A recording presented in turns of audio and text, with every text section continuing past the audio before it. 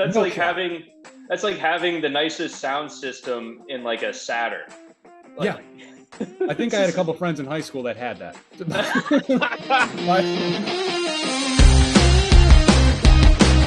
Hey, what's up, everybody? Welcome into the Week 1 college football preview here on Monkey Knife Fight. I'm Dan Watkins. Joining me is the great John McKechnie from Rotowire.com. John, Labor Day weekend, and that means one thing, college football. Here we go, Week 1. No more Week 0 crap. We don't have to suffer through any more Nebraska football unless we actually want to. How do you feel heading into Week 1, man? I feel great. I'm very excited.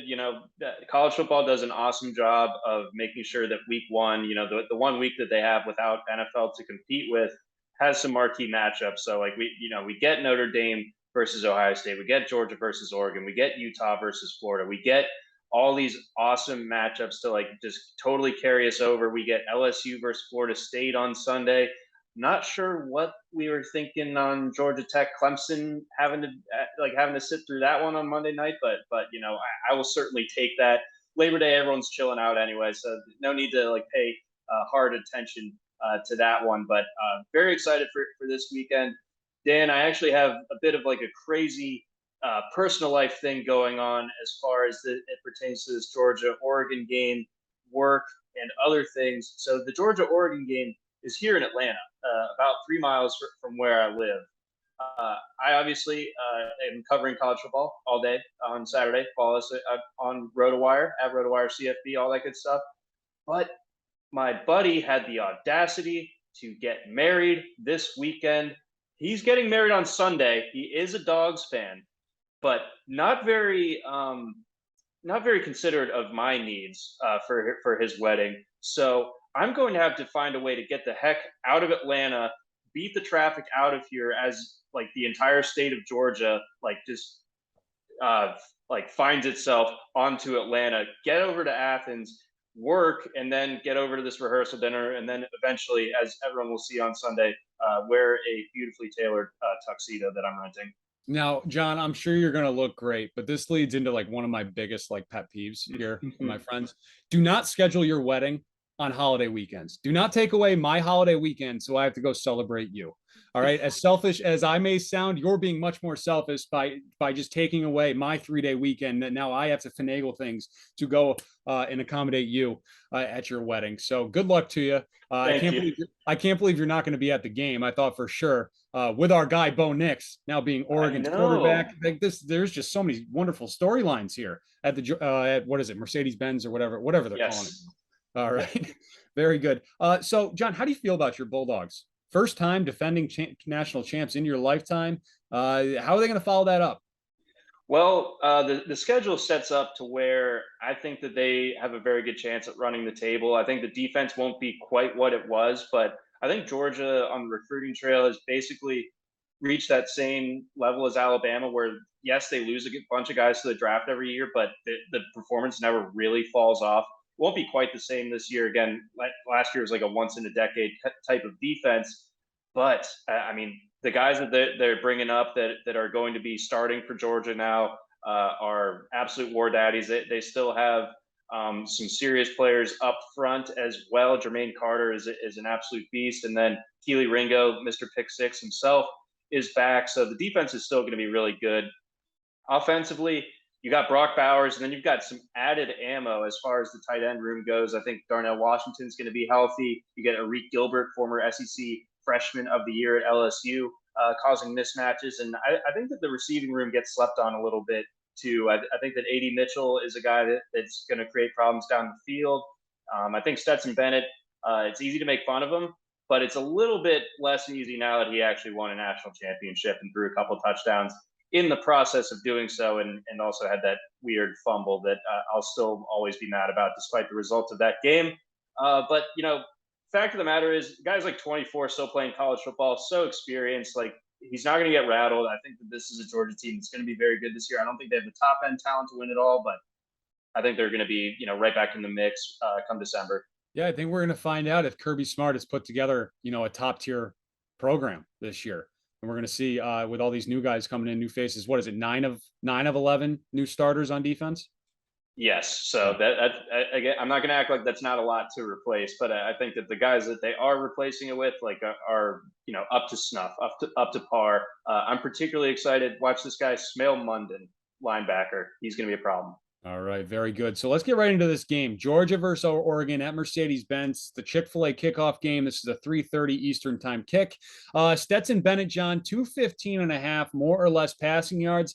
Bennett threw for 216 or more in 8 of 14 games last season, including each of the last 4 games where he started kind of showing off with his arm a little bit compared to earlier on in the year. Oregon allowed 241 passing yards per game, and their best pass rusher, Kayvon Thibodeaux, is now in the NFL. But Dan Lanning, former Georgia defensive coordinator, is now their head coach. Does he have an edge in this game in trying to slow down the Bulldogs' passing attack? That is an interesting wrinkle when it comes to Lanning. Being able to game plan against this Georgia offense that's largely the same and certainly has the same quarterback. But you know what? At the end of the day, Georgia is more talented on offense. I think that Oregon, anytime that you have a coach leave these days, there's a roster turnover that could be too much to handle. And that doesn't even include the Kayvon Thibodeaux thing, leaving for the draft. Oregon just lost a lot. And I think that it's going to be too much. And 215 is too low of a number for me. I like Stetson Bennett going over this one pretty comfortably. All right, I'm going to go less just because I think this is going to be a rout. I just don't. I don't think he's going to have the volume to get to that number, the number of attempts. I think it's going to be very similar to what we saw from Stetson Bennett earlier on last season, where he's just going to be able to hand the ball off most of the time and just make the couple passes that he has to make early on here. Next up, our guy, Bo Nix. We are a Bo Nix show, don't forget. So no slander here, John. But I'm just going to point out that Backyard Bo in his 3 career games against the Bulldogs, he's 0-3 with passing totals of 245, 177, and 217. Our prop total here on Monkey Knife Fight is 190.5 for Bo. Is more or less for Bo Nix? I'm going less. Bo Nix creates a lot of headaches for Georgia, but it never really shows up on the stat sheet. Like, he gets out of sacks and things like that, and can create a busted play, or make something out of nothing, that type of thing. But I don't think that this amounts to him having much success through the air. Even with Georgia losing all those guys on defense, I think Nix struggles mightily. Once again, that offensive line not going to be as good this year without Mario Cristobal and company. I think less for Nix is my play. I'm going to go against you here on this one too, just because he's our guy, Bo Nix. 1 and 2, I think he's just going to put up some garbage time total here. That he's going to finish at like 195 and just barely get over this number. Is how I feel about this game for the start of the Bo Nix era in Oregon. Moving on, Brock Bowers, as you mentioned, one of the best tight ends in the country. 60.5 receiving yards is the total here for Brock Bowers this weekend. He reached 61 or more in just 5 of 14 games a year ago. But you like Stetson Bennett to comfortably get over his total. So I'm guessing you probably like Brock Bowers to be a big part of that. Look for Brock Bowers on a shot play within the first series, and I think that he converts it. I think he catches it, and we're well on our way. He's only going to need 1-2 more catches after that first big play. I really like the over or the more than 60 and a half yards here for Bowers. I mean, for all we know, he could just run away from the Oregon defense and score right off the jump. So I really like this one. Yeah, I like the more here as well. Even if I don't like Stetson Bennett to finish over his total, I like Brock Bowers to easily clear his. This number is just way too low. Last year, Georgia had a stable of running backs. So who is the lead back this year here on MKF? We have Kenny McIntosh at 68 and a half rushing yards. What do you think about him? It is McIntosh. It's going to be him and Kendall Milton. McIntosh got a year of experience over Milton. Milton, really talented, probably more talented, but has dealt with various injuries throughout his time at Georgia, including a hamstring during fall camp. So I don't think that he gets a ton of work here, maybe 6-8 carries, something like that. I think McIntosh is the lead guy. And I think he's going to be carrying the ball well into the third, even into the fourth quarter. So I think that he pushes for, mid-teens as far as the carries go. And I think that he's going to be ripping off chunk yardage. I think an unspoken thing that we've yet to touch on is Georgia's offensive line should be better this year. So clearing paths for McIntosh, I like the more than the 68 and a half, a nice 69 or more. All right, very good. A very nice total there. Our friends at Bally Bet have this game set at Georgia is favored by 17 points. Do they cover? They cover, and they cover. It's hard to cover comfortably at that point. That's 17 and a half points is kind of a route to begin with. So I think Georgia ends up winning by 21 to 24 points in this one. So they clear it. I like the dogs to cover in what is kind of a de facto home game. Yeah, I like a 42-17, 42-14 total here in this one. I think this is going to be kind of a bloodbath on national television. Moving on, my Notre Dame Fighting Irish with just one of the just rudest opening weekend games ever. Heading to the Horseshoe to take on the Ohio State Buckeyes.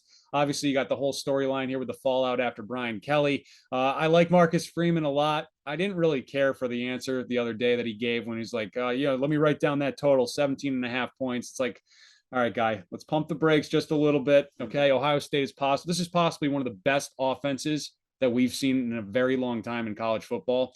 And I just don't think you have the defensive stars to slow them down and hang in this game. John, I'm not feeling good about Notre Dame this year. They might finish like 10-2, but it's going to, those two losses are going to be to either Ohio State and USC or Ohio State Clemson. I just don't like the Irish's chances this year. Give Freeman some more time and get his guys in the post Brian Kelly era. I mean, that's fair summation, and you know better than I, but maybe you wear a little bit more Notre Dame scar tissue than I do, and I'm looking at it a little more objectively. I think that you can beat Clemson for sure. I'm way down on Clemson, and I'm a little bit down on USC as well, although you'll be catching them later in the year once maybe they've gotten some stuff figured out. But Notre Dame's got a lot of stuff to figure out too, and that's why this game is, like you said, such a rude start for the Marcus Freeman era, even if, we technically had it for the Fiesta Bowl. But really, no more interim tag. He's the guy. I think this is going to be a really tough one for Notre Dame to come out on top. I think they can make it closer than that point spread that Marcus Freeman astutely wrote down. But again, Ohio State wins this one. I'll be shocked if they don't, especially at home. Yeah, same here. All right, let's start off with the Heisman Trophy favorite, and that's CJ Stroud. 330 and a half passing yards is his more or less on MKF, excuse me. He threw for 331 or more yards in 7 of 12 games last season, including each of his last 5 games, which capped it off with that 573 yards in the Rose Bowl or something like that, where that was just absolutely embarrassing for Utah what they allowed. Notre Dame's passing defense, they gave up 224 yards through the air last season. The defense isn't the problem with this team, John. Isaiah Foskey, Brandon Joseph are returning. I think they're going to actually be fairly sound defensively, but they're taking on this monster in Ohio State. What do you like for Stroud this weekend? This is a perfect number. This is really tough. So I will go with the more, but I don't feel great about it. I mean, I think, again, we have a Heisman contender in Jackson Smith and Jigba that he's going to be throwing into, but no Garrett Wilson or Chris Olave. But we did get a preview of what the post Olave Wilson era looks like in the Rose Bowl. And like you said, that was 500 some odd yards against a really, really good Utah secondary. So I think Ohio State's gonna keep throwing in this one. The conditions should be fine to set up the passing game, and I think that Stroud drops back enough. I think that Ohio State skews enough towards the pass here. I like the more than 330 and a half. I'm going to go less. I think this is just a little too high because I think this game is going to be over with at halftime. And I don't think CJ Stroud's going to have to throw much in the second half. If this number can come down to like a 315, I'd be more comfortable taking the more. But I do think Stroud's going to get over 300, but I don't know if he's going to get quite to 330 here. I expect a bigger day out of Travion Henderson, who we'll talk about in a minute. So I'm going to go less there. On the other side, you got Tyler Buchner. He won the quarterback battle for the Irish this summer over Drew Pine. 220 and a half passing yards is his total. He often came in as a change of pace guy last season. He's more of a scrambler too, which you're going to see him running for his life on Saturday night in Columbus. I like his fantasy prop more than his passing yardage prop. Yep, I see you do too. 17 and a half. I think Buckner's going to easily run for about 65 yards, and I think he's going to run one in too. So there's 12 and a half points right there. How do you feel about him in this game? Right. So I think you pretty much have it nailed. If I'm playing in this contest, I'm looking at Buckner's fantasy points, not his passing yards. I think that that's too big of an unknown at this point because, he was a really highly rated quarterback recruit, dropped a little bit during the course of his recruitment process. But I think just on top of that fact and the inexperience playing in a hostile environment, Notre Dame, the passing game options outside of Michael Mayer have been dropping like flies. I mean, what is there, like 15 receptions combined from the starting receiving core? something like that. I mean, they're talented guys, but just no experience. And then you have inexperienced quarterback going off of that. So yes, he's going to lean on his legs, like the more than 17 and a half fantasy points, but 220, just a giant question mark for me as far as how Buckner actually does during through the air. I'm glad you brought up Michael Mayer because one, I'm going to say this before I get into my next point here. I think he's fantastic. I think he's going to be a first round pick. He's a very good tight end. With that being said, he is a tight end. And as you know, as one does getting ready for college football season, you stumble on some message boards and you go in and you start reading what people are thinking, just because you like the crazy. I think the one account there on Twitter that posts is like message board. Geniuses. Yes, is just a fantastic account. I started following it like a week and a half ago, and I laugh at every one. But one of the biggest laughs I had was from the Notre Dame ones, where they're like, "No, we have a chance to pull off an upset here because we have the best tight end in the country." All right, you are 17.5-point underdogs, and you think your tight end is going to make up a 3-score difference? Come on, when has that ever been the case in the game of football ever? Even if you had prime Rob Gronkowski playing for the Irish this weekend, he could not make up an 18-point difference and pull off an upset in Columbus on Saturday night. That's like having the nicest sound system in like a Saturn. Like, yeah, I think I had a couple of friends in high school that had that. by the way, that's a vibe. Yeah, exactly. So yeah, Michael Mayer, great player, but he is not going to be able to do anywhere near enough to bring the Irish to come close to winning this game Saturday night. All right, moving on. Jackson Smith-Njigba, 105.5 receiving yards. He reached 106 or more in just 5 of 13 games last season, but he did have 2 more games where he finished with 105 and 103. So right there, this guy basically wakes up, John, and puts up 90 yards receiving. Is he going to get that extra 15 or 16 this weekend? Yes, I think it's important to look at the splits of when Olave and Wilson were out last year, or one of them. I think the Nebraska game when Wilson was out, he set the single game Ohio State record for receptions, and the yardage obviously followed there, and then the huge game in the Rose Bowl when both those guys were out as well. So he's option A and B as far as this receiving core goes. So I mean, for him to have fewer than 105 yards, I mean this would have to be him getting 9 or fewer targets. I don't see that happening. He's going to get the ball at least 12 times. And I just think that this one is not a layup necessarily, but I feel very strongly that he clears that 105. Yeah, I like him to go over too. I think he's going to put on a show Saturday night. Moving on, Travion Henderson, 85.5 rushing yards. He reached 86 rushing yards in 6 of 13 games last season. Notre Dame's run defense gave up 136 yards per game on the ground. I love the more in this one. I'm hammering it. How about you? Like the more as well. They've had some injuries in that backfield, so he should have been it anyway. But I think that even more so now in this setup, and the game should be close enough to where he's the guy carrying the ball later on in the game to kind of pad those overall rushing numbers. So 85.5, I like that a lot. I will take the more as well. All right, very good. And do you see any way that Ohio State does not cover the 17.5-point spread? Well, I think that we kind of have to see Notre Dame take a page out of the Michigan playbook. Do you have an Aiden Hutchinson and David Ojabo hanging around anywhere? Are those guys there? I don't think so. Nor do we have a quarterback situation that's biblical, like Jim Harbaugh said this week. Oh, my God, yeah, that can be like a whole other MKF show. Just Harbaugh and his antics. It's so classic. But I just think that basically Notre Dame has to ugly this one up in order to keep this one competitive, which I feel like is the standard stock line anytime that Notre Dame plays in Ohio State and Alabama, that type of thing. No one ever thinks that they're going to beat them on talent alone. I believe that to be the case this time again. The backfield, with all the difficulties that they're having in this passing game as far as the receivers go, you would like to have a legit running back there, but not the case. Kyron Williams is gone, and Chris Tyree hasn't been as good as we were expecting. Diggs, Esteem, talented, but I don't know if they're running all over this Ohio State defense. I think Ohio State defense made one of the most important hires of this offseason, getting Jim Knowles from Oklahoma State. I think Ohio State's days of being, a little bit soft on defense, that little window is closed now. Yeah, I'm going with like a 45-21 final here. Oh, poor Dan. Come on. I already got other Saturday night plans lined up because I know All right, man. I know this is probably not going to go well for me. All right, so the rest of the contests here at the time of recording this show aren't quite up yet on MKF, but John, we've been pretty good in the past about guessing the lines, so I kind of threw some together here, and I thought we would do like a little 2-minute drill, kind of speed run to end the show.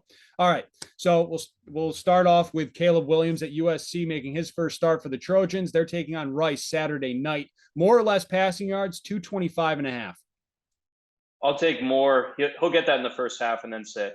All right. And he's got a stud wide receiver in Jordan Addison, who also transferred to USC. They're taking on Rice once again, as I just mentioned, more or less 105.5 receiving yards. Less. He's not playing all 4 quarters. He gets close, makes me sweat it out, but take the less. All right. Your guy, Bijan Robinson, Texas running back, they're taking on UL Monroe. I'm going to put his more or less at 110.5 rushing yards. I'll take the more. Maybe those Raging Cajuns stick around a little bit longer, and Texas has to like actually keep its starters in, and Bijan can kind of hit that on just a handful of carries even. So I like the more. All right, the third biggest game of the weekend, in my opinion, you got Utah at Florida at the Swamp. Tavion Thomas, Utah running back, more or less 108.5. I'm going to go with less. I think it's going to be like a grinded out 97 yards for him, something like that. But yeah, I will take the less. All right. North Carolina State, a lot of people like them to win the ACC this year and make some noise. Their quarterback, Devin Leary, returns. They're at East Carolina this weekend. I'm going to go with more or less 290.5. You know what happens when NC State has expectations? They fall flat. Everyone's smelling the betting line this weekend. It's like, how are they only 12.5-point favorites?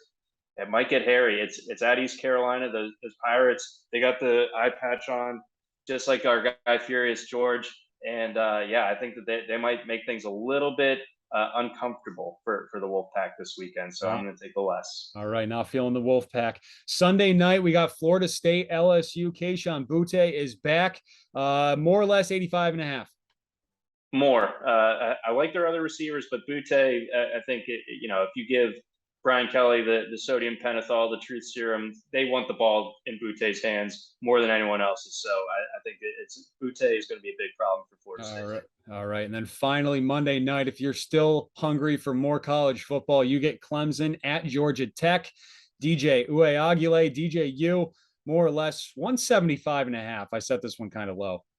I know, and that's the only way you can get me to take the more, and I can't believe you're doing it to me where I have to like be confident in DJU, but I'll do it. I'll bite the bullet. I'm going to say he gets more than 175 yards. All right, DJU better watch his back. Caleb Nix is there, as this show will transition from a Bo Nix show to a Nix family program by the end of the year.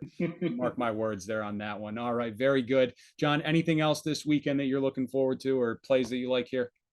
Let's see. I think UNC versus App State is going to be pretty interesting, but I think you hit the nail on the head. I'm really looking forward to that Florida-Utah game. I think a lot of my expectations on Utah will kind of be answered one way or the other with how they do in the Swamp. And then Arkansas-Cincinnati, that's fascinating to me. It's in Arkansas. Cincinnati, obviously, they don't have Desmond Ridder. They lose the running back. They lose Alec Pierce.